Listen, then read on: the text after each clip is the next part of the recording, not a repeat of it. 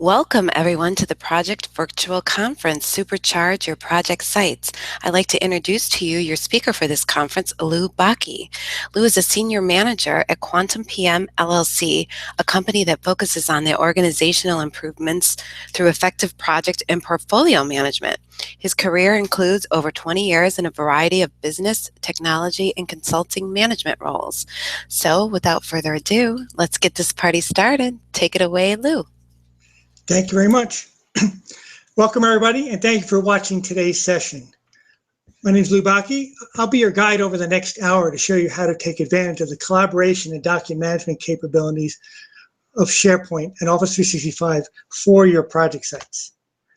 A little bit of information about me. I'm based in Denver, Colorado, here in the United States.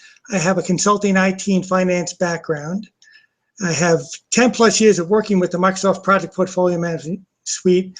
I've done over 100 implementations, and I'm also a SharePoint information architect, and I've done several SharePoint design and implementation projects.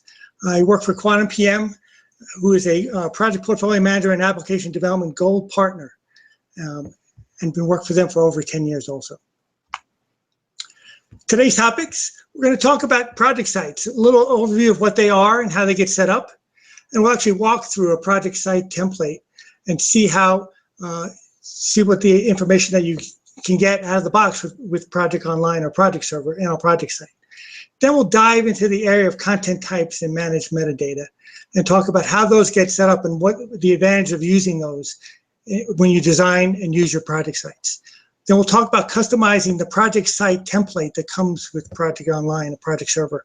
And then we'll demonstrate how you can use that content on your project site. Then we'll wrap up, talk about some additional topics, and we'll take questions and answers. So what are project sites? Project sites are SharePoint sites that are associated to every project in your Project Online or Project Server instance. There are several ways to navigate to your project site, and we'll demonstrate that in a minute here when we walk through the demo. Project sites can be created automatically or manually be created throughout at a certain point in your project management process. Now you can have different project site templates based on the type of project that you have using enterprise project types. So you have the ability to customize your project site template for the different types of activities that you do. You can also synchronize the task list that exists in your project schedules to the project site and have that available to people who navigate to your project sites. In addition, you can synchronize the permissions in Project Online or Project Server to your project site and have people have different permissions based on their role, whether they're project managers or assignees or just people who are visiting the project site. Now, project sites are built for collaboration. On the left here, you can see that some of the out-of-the-box content that you get are standard lists that you normally see in SharePoint, such as calendars, and document libraries and OneNote notebooks. In addition, there are several custom lists that you get on a project site for things such as deliverables, risks, and issues. And what's unique about a project site is that those items get synchronized and the data gets deployed to the project reporting database. Therefore, you can report on these items across projects. Now, the tasks on your projects and the timeline can also be synchronized to the project site. And you can see that with a number of different views, and also you can see the project Gantt chart on your project site.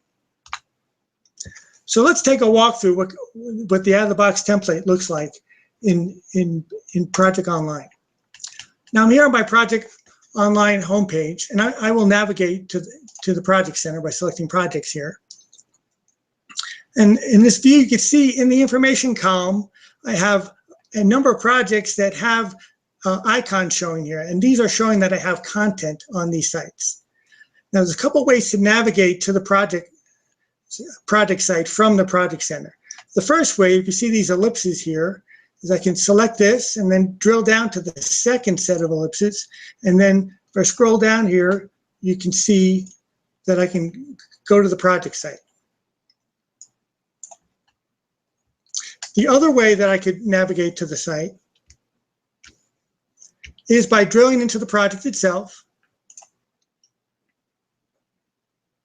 And then from the detail pages here, you'll notice that I have a link here that says project site.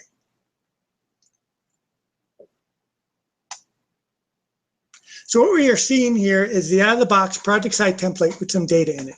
We're going to take a quick walkthrough so you can understand the content that is on the site. On the top, we have a carousel web part that navigates back and forth between the project timeline and an information web part that shows me my tasks that are late or upcoming. And I could click on to these if I needed to. In the middle area, I have a carousel web part that is showing some of the things I can do on the site, such as share, add lists and libraries, and even if I want to create an email list for this site and allow me to have an email address for my project. On the bottom, I have a news feed, and this allows me to converse about my project, and I have a list here for my project documents. Now on the left is some of the content that is on my project site, and I will go from the bottom up here just to show you. You do get an issue list with your project sites, and this is where you can keep track of things that have happened on your project. You get a risk list that lets you plan for things that, not plan, but lets you see the potential things that could happen on your project and take potential action on them. So for example, here I clicked on this one item. You can see I have a risk related to marketing budget cuts for the next year. I have a status on them. There's a due date. I also have probability impact and exposure score and other things related to potential risk on this project. The third list I have here are deliverables. And deliverables represent items on your project that you want to highlight that are planned for or upcoming. Now, the interesting thing about deliverables lists is they can be synchronized with tasks on your project. So for example, if I go to my project here in the Microsoft Project Desktop, I can highlight a task such as localize strategy complete and use this deliverable option on the task toolbar and say create deliverable. And when I do that, you'll notice I get a brown box here on this task. And if I navigate back to my project site, I will see, if I refresh this page, that the deliverable is now showing up on my deliverable list. Now, some of the other items we have on the left-hand navigation, projects and project details will navigate you back to Project Online. This will bring you to that detail page. This will bring you to the Project Center. You get a project calendar. And you also have a document library. Now, if I select the document library here, you'll notice I have a number of documents already sitting in here. And if I select new, I can create new files here. Now, these will be blank files of these types, whether Word documents or Excel and such. What we're going to demonstrate a little later on is how you can create custom templates that you can use in your document libraries. You get a OneNote notebook on your project site also, and this is great for doing things such, keeping track of things such as project status meetings, putting pictures in here, and other things such as that.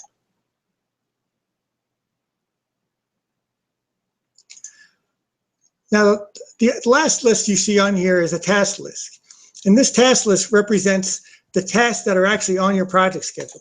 Now, if I select that, you notice that it has synchronized the items from my project schedule, showing me my timeline and my underlying task list here. And I have a number of different views here, including things such as late tasks, upcoming tasks, and a Gantt chart. So as you can see, a lot of information is available on the project site for collaboration. And you can share the site with people within your overall SharePoint information center.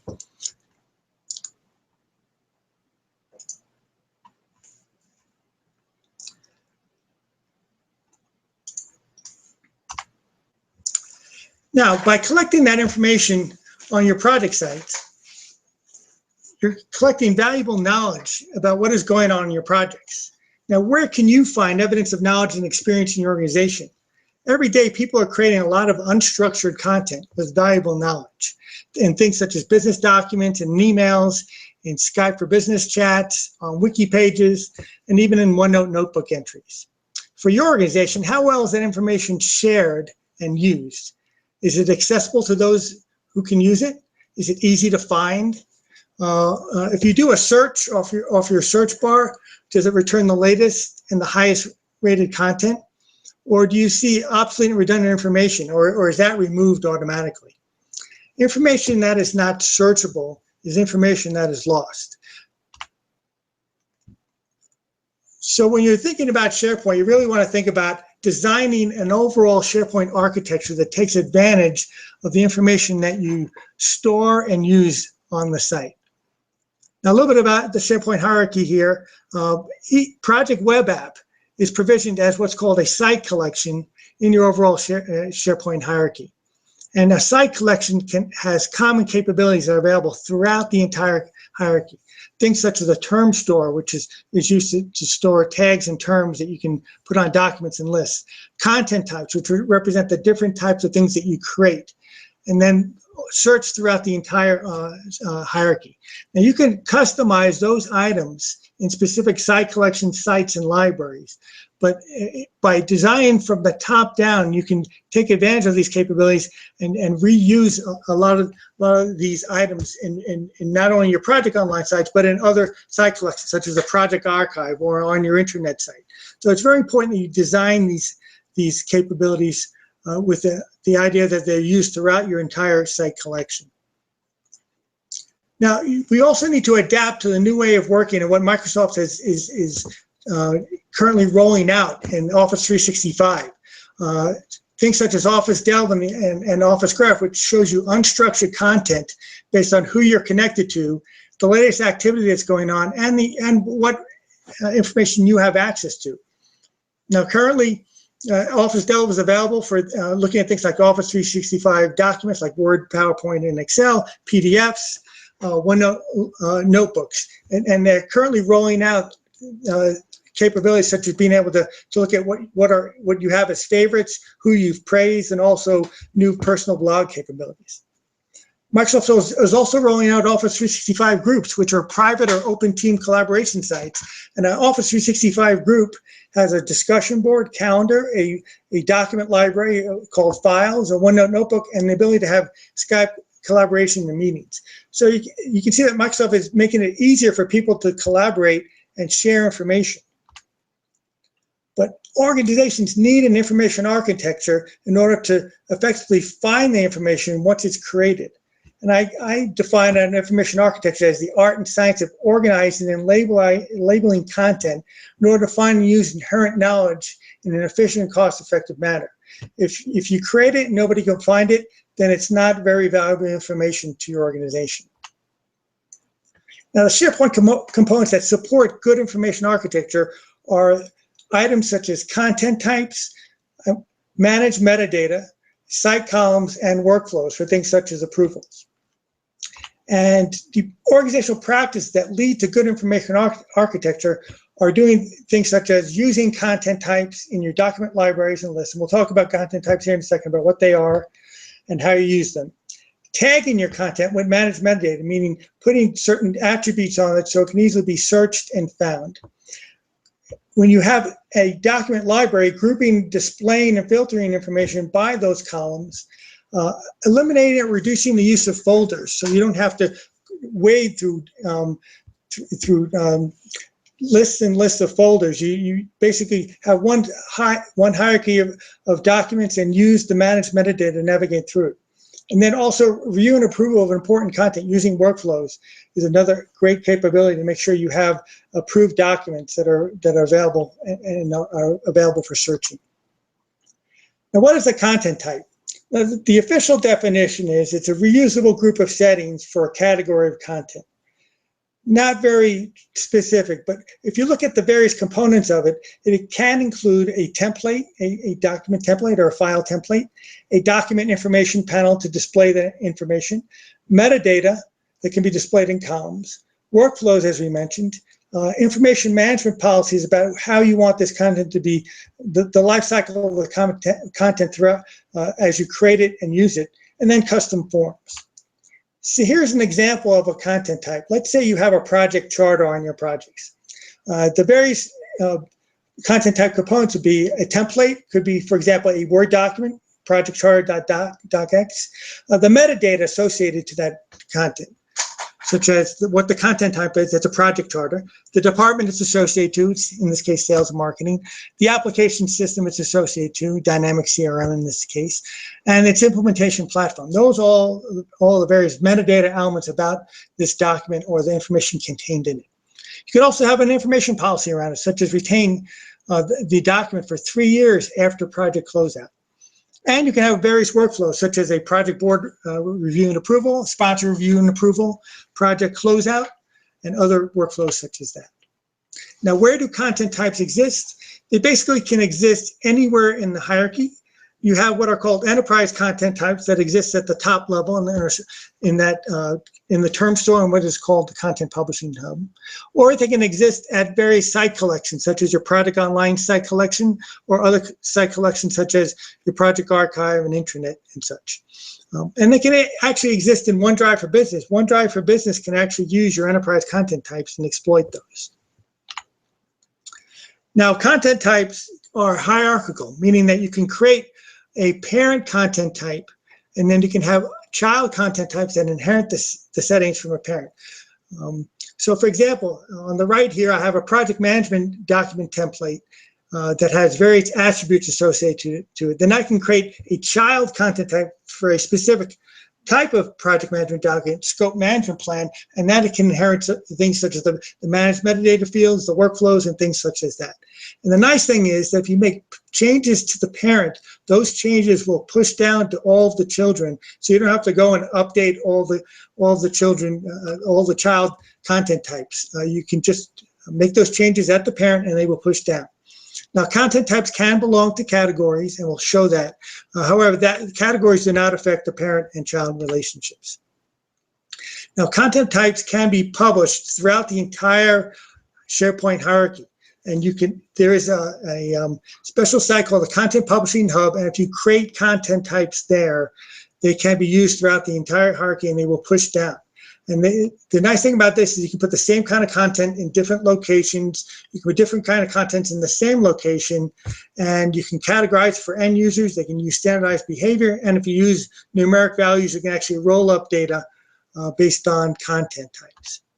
An important point here is that if you do decide to use the top-level Content Publishing Hub, which is a hidden site collection in Office 365, you can see the web address here. It's your tenant/sites, then content type hub. If you actually type that address in, you'll go to this hub. You can create content types out there, and you can have those available throughout the entire hierarchy. But one of the warnings I have is if you decide to do that, let's say you have a proposal template you want to use throughout the entire hierarchy, both on project online site collection and let's say on team sites. If you make changes to that content type in Office 365, it can take a day to push down all those changes down to any subscribing site collection. So just be aware of that, and decide where you want to put your content types when you define them. Now, you also have what are called term stores for managed metadata.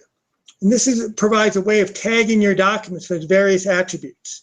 And managed metadata is organized into term groups, which are just high-level collections, which can have term sets based on various subject areas, and then the individual terms themselves. They're sort of like pick lists, but they can be hierarchical, and they can have many levels to them.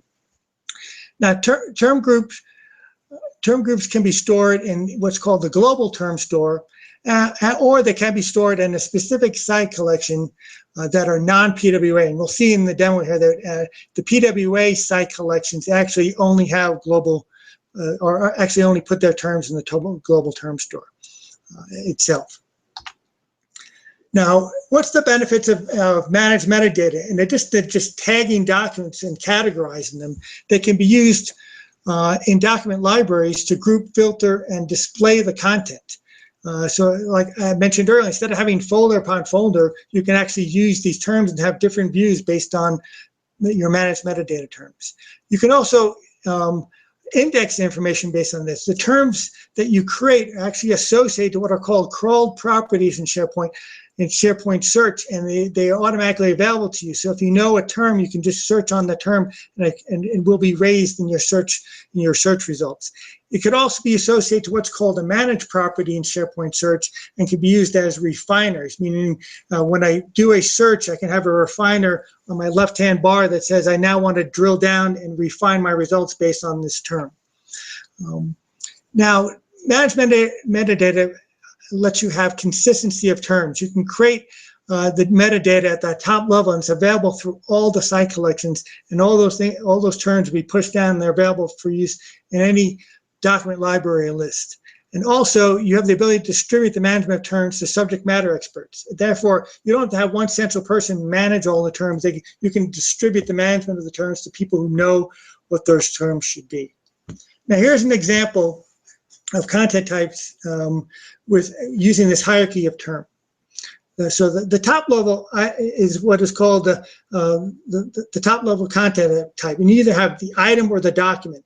Now, these are out of the box content types, and you should never modify them. You should also always create new ones based off of these. And you may have something, let's say, as a company document as a parent content type, and that might have core metadata. Then I could have different content types based on that. For example, a project management document, as I mentioned earlier, and then a scope management document. And you can associate different terms to those. So in this case, the company document has the research terms associated to it. The project management documents have the modern term and the department, and then the scope management document adds the V-team department terms associated to it. So this is an example of how you can use hierarchies and such of your terms and inherit them and associate different terms to different content types. Now, to implement managed metadata and content types, there's a process you need to follow. This is the high-level process. Then we'll get into the specific process for project sites and in your site collection here. But you want to start with creating your term groups, your term sets, and your terms. Think about different ways you want to categorize your documents and your lists in your project collection. That could be things such as the type of project document it is, what phase the project is in, things such as that. Then you'll want to create site columns that reference these terms, because these site columns are things that you will want to either show in views or to be able to group and sort in various document libraries and lists. Then you'll also want to define your parents and your child content types once you have this core infrastructure set up. And we'll walk through all these steps in our demo. So what are the steps to customize a project site to take advantage of these capabilities? Well, first, here's an example of a project site. And let's talk about how we may want to change this out-of-the-box project site we saw earlier. So as I mentioned before, you do get some standard lists with your out-of-the-box project site. You get issues, risks, and deliverables. But let's say I want to do additional tracking related to my project. Let's say I want to keep track of action items or have a decision log, or if I'm going to have change requests, I want to keep track of those. I can create custom lists and have those be available on my project site. Let's talk about your document library. Out of the box, you get like I said, you just get a standard document library that you can drag documents onto here.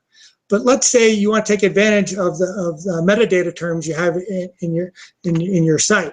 You can enhance the document library by using tags and to categorize your documents.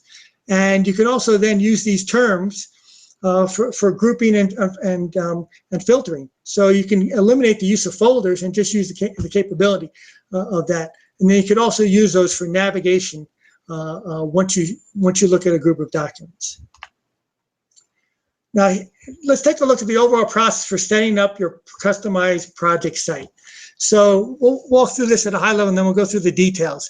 As I mentioned earlier, you want to first start with manage metadata, set up your terms in your term store, and then set up your site columns. Then we'll set up content types, both for lists and documents. We'll set up the project site template, and then we'll save that template, and then we'll associate that template to one or more enterprise project types. So let's start with the first step here, setting up managed metadata. We're going to define the term groups, term sets, and terms, and then set up site columns here. So let's take a look and see how that is done. Look at my project site here. So I'm on the home page of my of PWA, and to do this, you need to be a site collection administrator. And so as a project server administrator, you will not have all these capabilities. And to see whether or not you are a site collection administrator, you can go to Site Settings here. And you will see Site Collection Administrators here as an option underneath Users and Permissions, if you are one. If you're not, you can have this discussion with the administrator of Office 365 and see if this is the capability they want you to have. But you need this capability in order to do some of the things we're talking about today. Now, you'll notice down here under Site Administration, I have Term Store Management. And when I select that, you'll see it brings me to the term store in here. And I have various term groups already set up here in my term store. And you'll see I have one called PMO. And if I select that, you'll notice I have a description on here. It says my PWA site collection terms used with Project Online. I have a couple of group managers on here and I have contributors defined. Now let me go to my term sets here. The term sets are basically, think of it as sets of terms that you can use and associate to tag in your document. So for example, I have one called project phases, and if I expand it, I can see the specific terms that have for phases, such as analysis, design, and such. I also can have terms such as a project document type. If I expand that, you can see I've got things like business case and other things such as that. Now, when I define a term set, I can define who the owner is, meaning who's the person who can administer this, a contact, which means that you'll notice later on when we start looking at terms that if somebody wants to suggest a term, they can do that. And you can have a submission policy here saying whether or not it's a closed or open set. Closed means that nobody can add a term. If it's open, you can make terms available to add if you want people to add new terms to it. Most times I like to use closed term sets and have somebody submit a request using this contact link here and such. So to create a new term group, basically you right click here and I can add a new term set under, say, PMO, and then I would add the various terms in there. Now, one thing I did want to point out is some of the other capabilities. So for example, even though I have the terms here, they will sort alphabetically, and I may not want to do that when I'm looking at my terms. So I can use a feature here on the term set called custom sort, and I can define what order I want these values to show up, which in this case is a logical order of how I do my project phases and such. Okay, so once I set up the various terms I want, and you can see here there's various things I want to tag my documents with, like what methodology we're using. We're using Agile or Waterfall, the document type, the various process groups is initiating, planning, and such. Once I define these terms, I now want to define site columns I can use these on when I start defining my documents. And to do that, I go to the same place. I go to Site Settings. And then underneath Web Design or Galleries, you see I have an option here called Site Columns. Now, I already have set these up. You can see I have my document columns defined, and I've already set up some of these. But just show you how you set up a managed metadata column using a site column with a managed metadata column. I'll just quickly walk you through that. I'll say create here, and I'll just run a quick test so you can see what happens here when you go to create a site column. Again, this site column is being created for the entire site collection. I'll say test here, and the option I want to choose is manage metadata. And when I do that, you will notice that the screen will change, and it's really changed on the bottom here. But if I go down here, the first thing I will want to decide is what group do I want to put this in. In this case, I have some custom groups set up. I have one for my document columns and one for my list columns. So I'll say document columns down here. I have other options available, but the real important thing down here is when I scroll to the bottom, it says use a managed term set. And if I open this up, you can see there are those terms we were looking at earlier, and I can actually select the term set I want to use for my side column. So effectively, this is letting me say I want to use a column called project phases, and I want the choices that are in here available in a column that I can use on my documents. So I'll go back to my side columns here, and I'll show you what one of these looks like. So if I go to project phases, the one we were looking at earlier, there it is.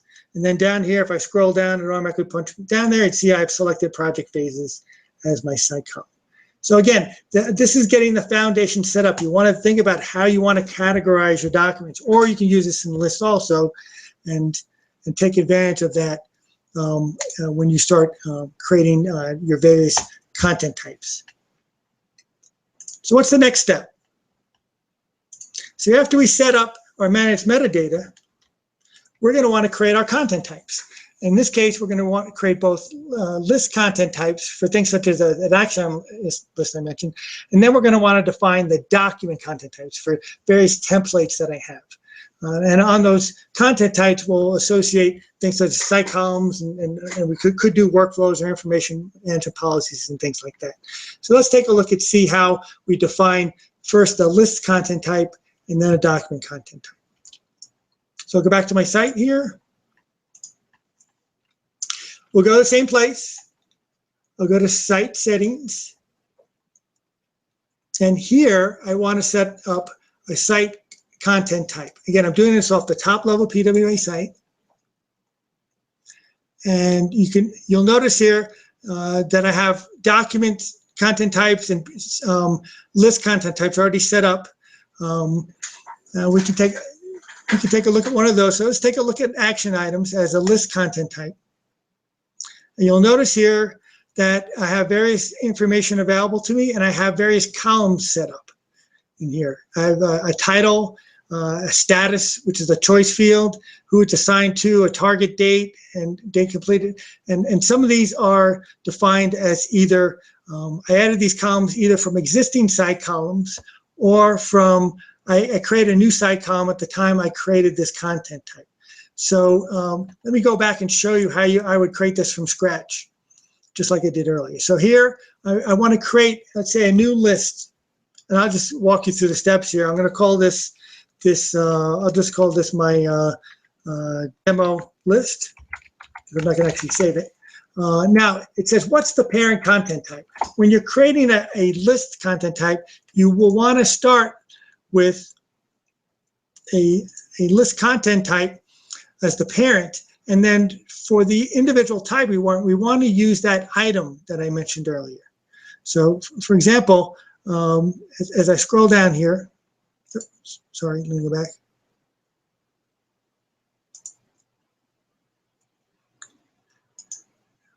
So I will use a list content type, and then I can use this either a specific type or I can use the item here. And I want to add it to my existing group called Project Site Lists. And when I do that and I say OK, you'll see that I get basically a blank content type with just one field called title. And here I can add from existing site columns. So, for example, let's say I wanted to have assigned to on here. So I can look at the existing site columns that I have on my that come with SharePoint. And if I know the ones that are out there, and you should really take a look at what the ones that are out there, you can add from existing site columns. Or if the column does not, so for example, here's the, if I scroll down here, here's the assigned to one, and that's the one that uses the people picker. So I could add that one to this list and such. Now, let's say there was a column that did not exist. I can automatically add it to my site columns right from here. Let's say I have one called task description or something like that. And let's say I want to make a multiple lines of text. And again, I want to add that to my custom site group, and I can go ahead and add that there. I won't go ahead and do that. I'll just say cancel. So you can see you can set up content types for a list like I said, action items, decision log, other things like that. And you want to make this available on your overall, you want to make this available to yourself in the site content types. So, and there's my demo list that I just created. Okay. So we're not done yet, though. You first create the content type for the list. Later on, we have to create a template for that. But next, I want to show you about creating document content types, because these are a little different. You can notice here I have a whole bunch of different document content types and such. Now, a document content type, you notice here I have one called Project Document Template Master. This is that hierarchy that I mentioned, where I can actually come in here, and I'll walk you through this. I have various information available to me, and I am using those columns I created earlier. So there's my project document type, methodology, and other side columns I mentioned earlier. So you can add these columns from existing side columns from the, remember, we started manage metadata tags, and then we created side columns based on those, and now those are available for me when I want to create a content type based on for a project document. Now, there are other things that we can do here with this. So if I go to advanced settings, you'll note that I can point to a document template. So I can have a document template sitting out in a document library and say, this is the template I want to use for this and such. And then you'll notice down here, it says update all content types inheriting from this. That means if I make any changes to this parent, then let's say I add a new side column for a new tag. And I come in here and I add that column to this content type. Then any other content type that inherits from this will automatically be updated with that tag. So again, you can see you don't have to go and go to multiple sites and update. If you update your content type, that'll push down throughout the entire hierarchy and such. Now, the other feature I really like to use is what's called the document information panel settings. And with this, the setting I always like to check here, it says always show document information panel when the document opens. This will ensure that when I go to open a document, that I get an information panel on the top of Word or PowerPoint or Excel, and my tags that I want to use will show there, sort of forcing me to fill out the tags on the document. So that's another suggestion I have in your content type. Make sure that is selected. Okay, so I will go ahead and cancel out of this because I want to show you that, I created various other document templates here that are based on this master. So once I created this master, I went ahead and created, for example, this project charter template based off the master. And when I did that, if I come here and I look at advanced settings, you'll see that I am pointing to a template in a library I have called Project Document Templates.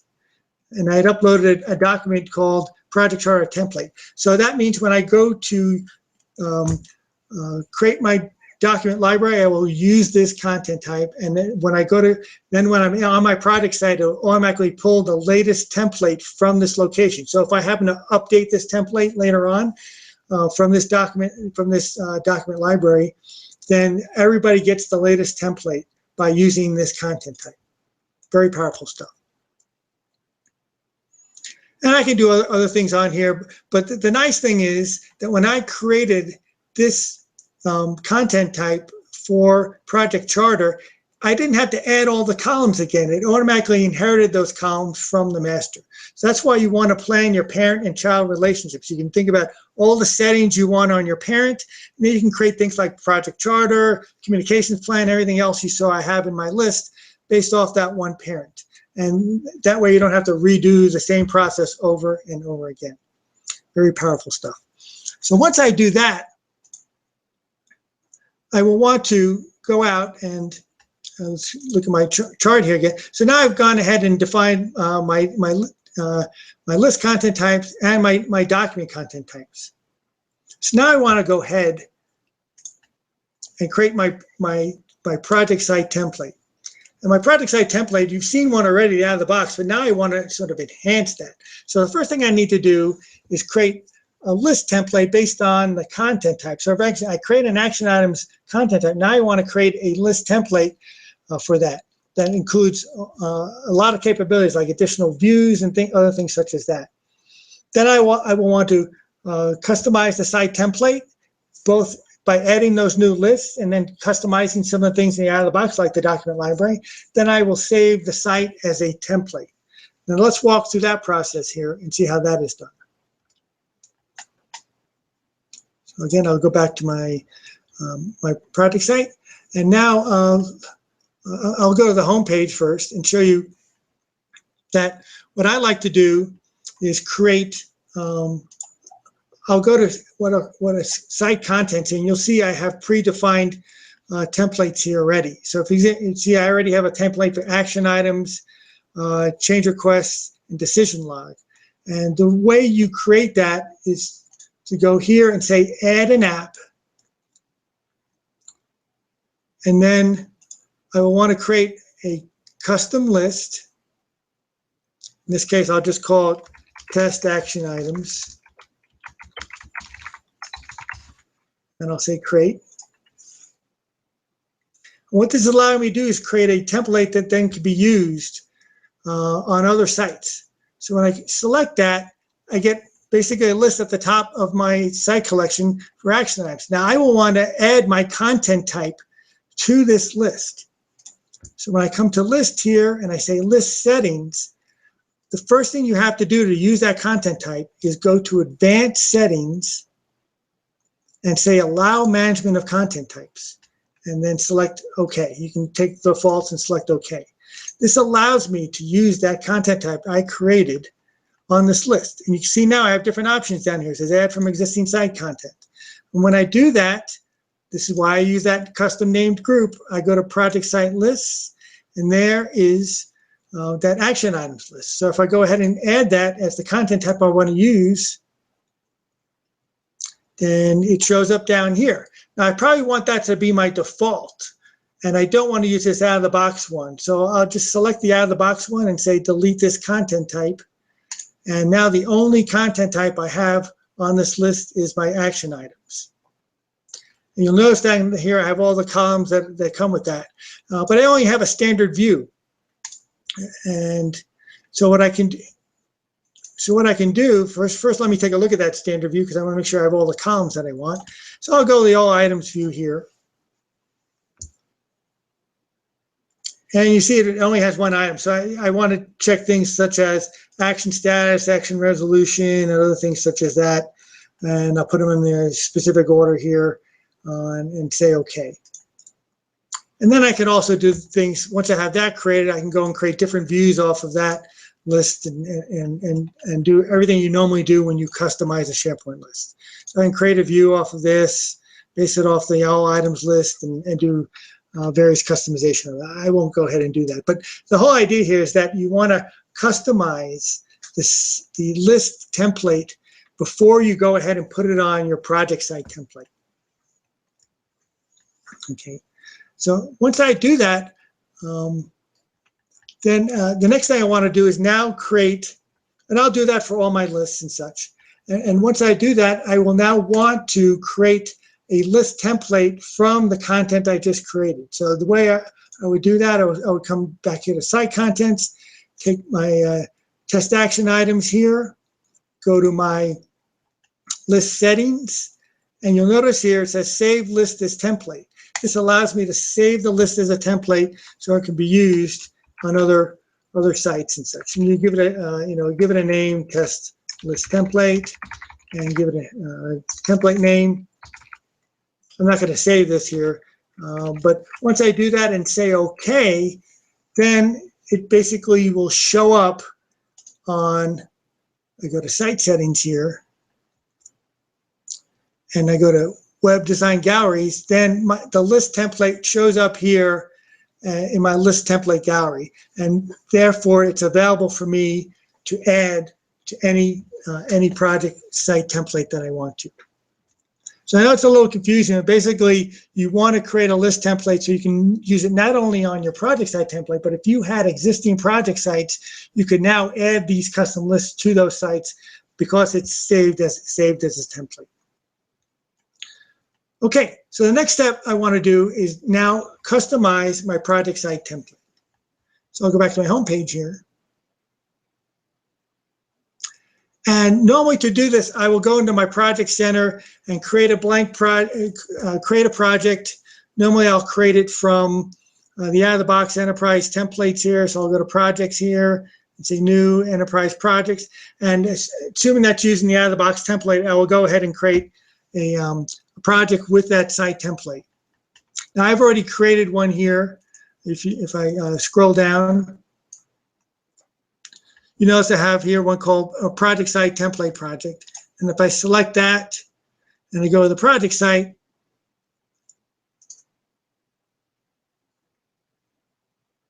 you'll notice that I have already created a project site template that I want to use here. And so let's walk through this template to understand some of the things that I did.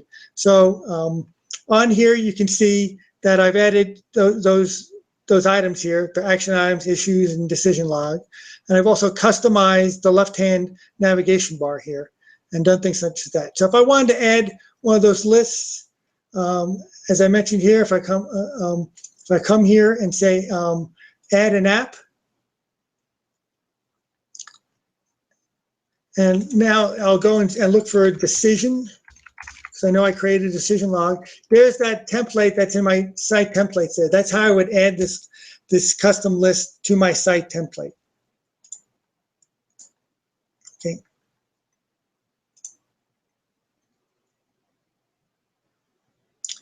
I could also update the home page here by doing edit page and adding various web parts to the page. So I'll show you what that looks like when I hit the edit page. Let's show you how these items got here.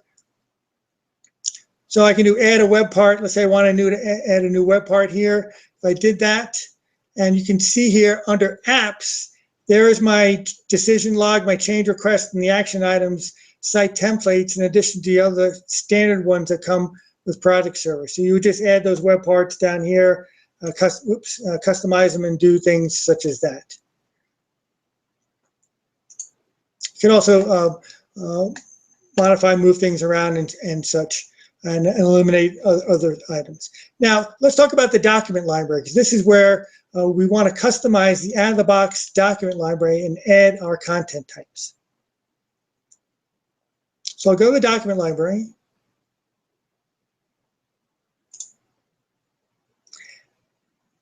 And in the document library, I'll go to Library and Library Settings. And you'll see here that I've already added the content types that exist in my top level content library hub. So for example, you can see I've added all these, and if I wanted to add additional ones, I would just come down here and say add from existing content types. And this will default to document content types because I'm in a document library. And since I've added almost all the ones I have, I won't have, I think I have one additional one left that I have. And again, I'll go to my group here where I mentioned I stored my project document templates. And here's one I haven't done yet, added it to it. So you basically have to go and add all of your content types to your document library and such.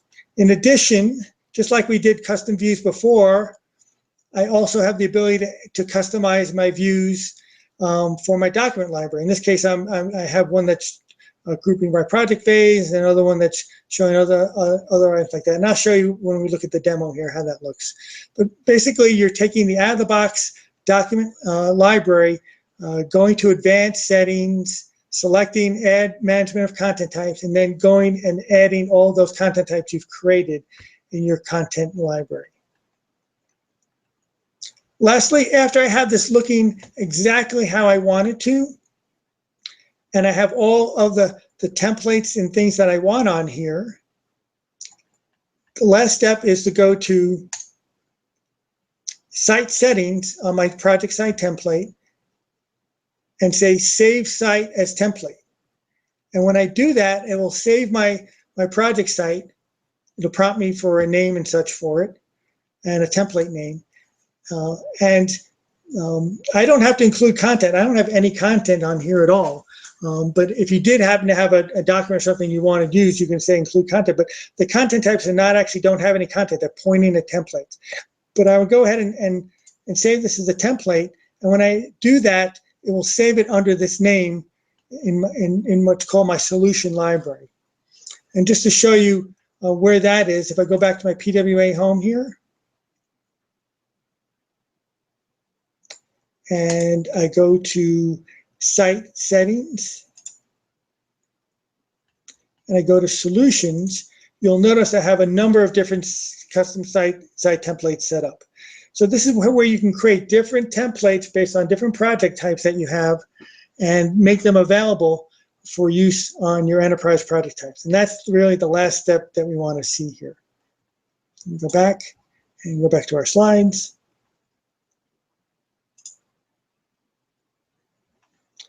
So the last step, after we've created the template, we've customized the site template and we've saved site as template, then the last step we want to is associate that template we saved to an enterprise project type. That way, it can be used when we go to create a project and have it automatically create a site with that template. So let's see again how that is done here. So for that, I need to go to my my PWA settings. So from the gear here, I'll go to PWA settings.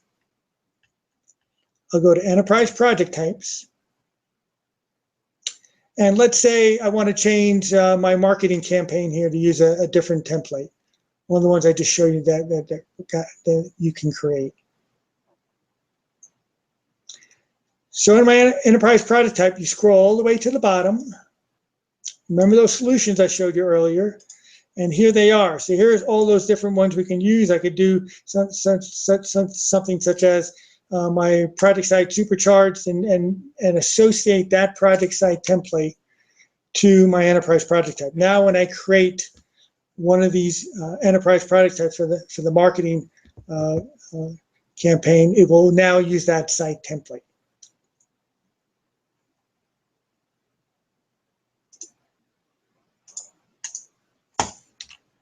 So let's take a look at see what a project site looks like with all these customizations in it. So again, I go back to my home page. I'll go to my project center. And I happen to have a project here called O1 Supercharge. You can see it already has some content. So let's take a look at what this project site looks like with the content. So I'll drill into the project site from the basic project information here.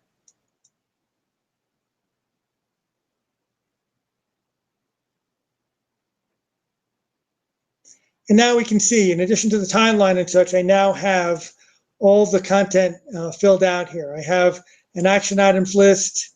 I have the deliverables from the underlying project. I have my issues list, my decision log, and other things such as that automatically created. And I have documents in my document library. And we can just quickly go through some of the custom lists that we did.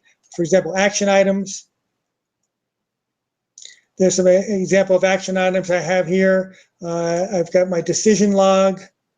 Again, this is using the content type and the list template that I used. And here's my change requests. In addition, I have issues and risks and deliverables on here, just like I showed you earlier. Now, let's take a look at the document library and see the power of using tags on documents.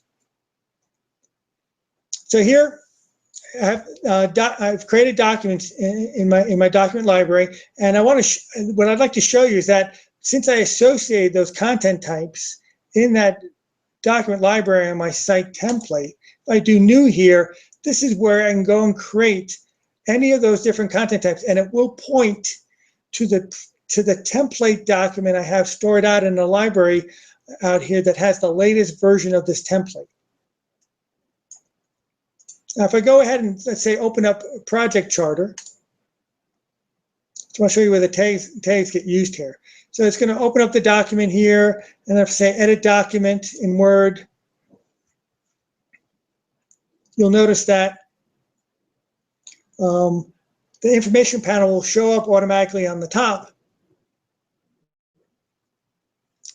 And when I first created it, it prompted me to fill out this information for the project, the customer name, the methodology, the process group, and things like that. So this is automatically tagging my document with this content. So it's easier to find, and I can search across my entire hierarchy site collection. We'll show that here in a second, how you search and can use this capability. Now, I also have different views here available to me in this document library. For example, if I want to instead of having folders, let's say I just want to organize it by project document type.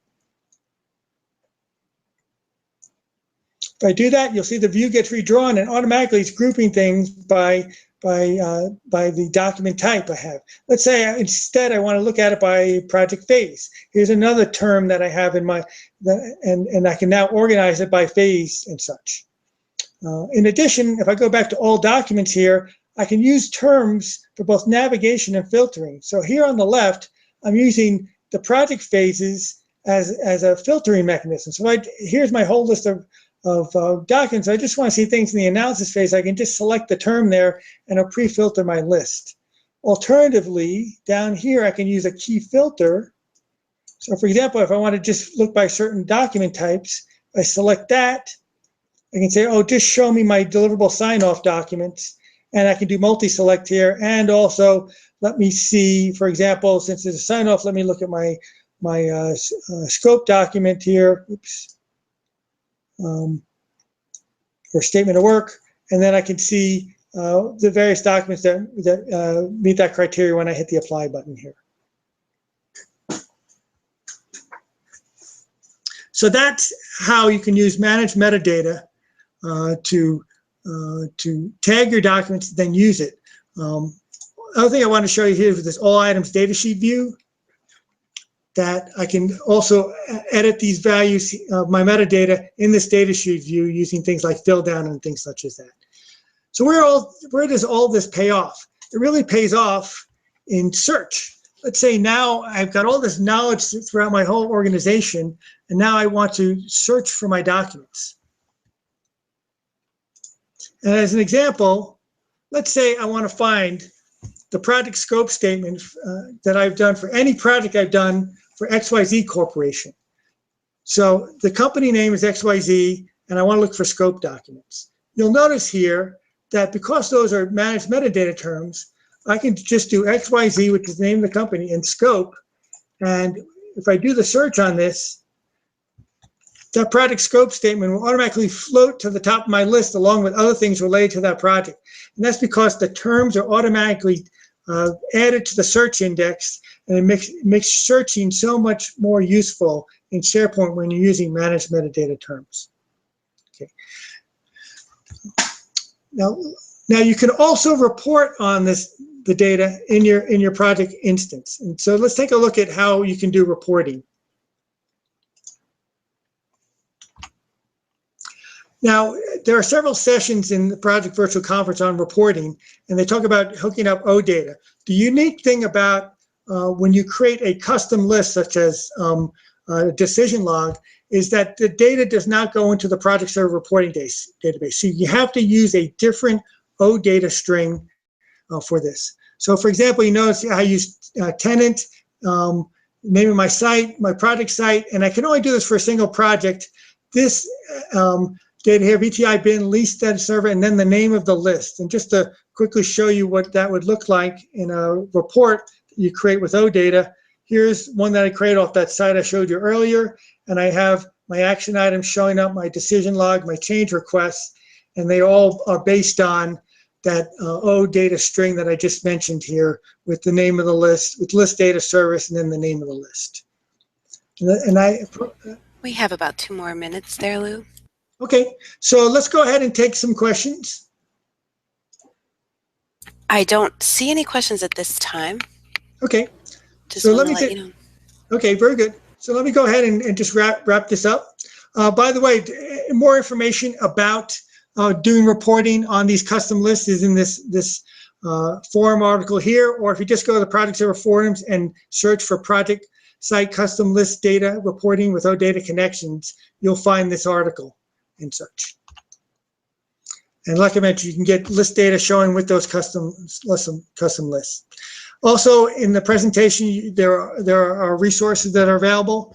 To a little bit more information about content types, managed metadata, and changing the content type on a list and library.